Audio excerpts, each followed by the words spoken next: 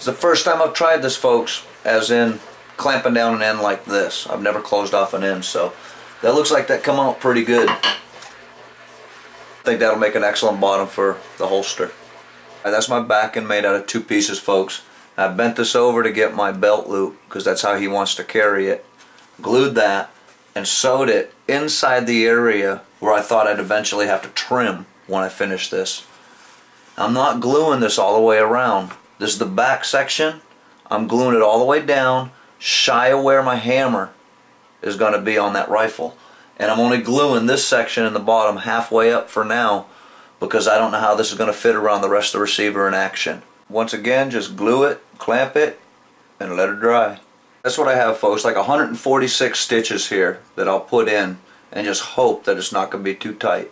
Like I said, if it's too loose, I can put more stitches and tighten it up. So I gotta go get showered up and go hog hunting. So busy lately, folks, that I'm sitting here doing leather work while I'm hog hunting from the truck from a driveway right here on this estate. Got almost all the way around, folks. I used my spool up down to about 1 inch to tie this thing off. I had to actually bend my needle to get it through. And when I say out of thread, folks, I mean out of thread. I used it up. Alright, folks, I need to figure out a way to carry this thing better.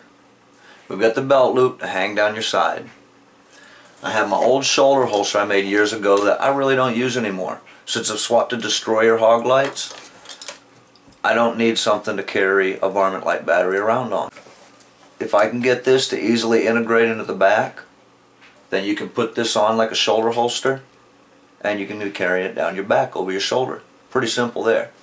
All I'd have to do is maybe use my elastic band on the bottom to clip it to the back of your belt, and that would keep it from moving around too much. So right now what I need to do, pull that out and take this piece off too. Now I'm going to take these to about the same length. I'm just going to cut it. Earlier today I took the scrap leather that I've had laying around for 6 or 7 years in a drawer and I glued it in half to this very fashion. It's pretty stiff, folks, but what I did is I took the strap, the loose one with the snaps, and the strap I just made, and I cut the same sides out of it. And now what I'll do is I'll just place them like so, glue it, and then I'll sew just a little rectangle over this whole thing to hold it together. While this is drying, I'm going to pop holes in this piece. Alright, I got the 5 holes in there, folks. Now I'm going to throw 5 snaps in this sucker. And this is your little jig to help press your snaps together. Then you have this little weird shaped tool that you use to pound it down in with. Put your back snap through your hole, and then you want to push this piece down over and then slowly tap it in. And I'm pushing hard down on that little snap as I'm going to pound. And I'm going to twist around with this little piece as I'm pounding too to help flare it.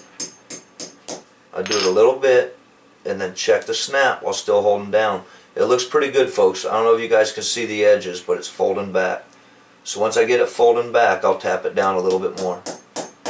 And I'll tap it straight when I do that one. And that's excellent. That's a good snap right there.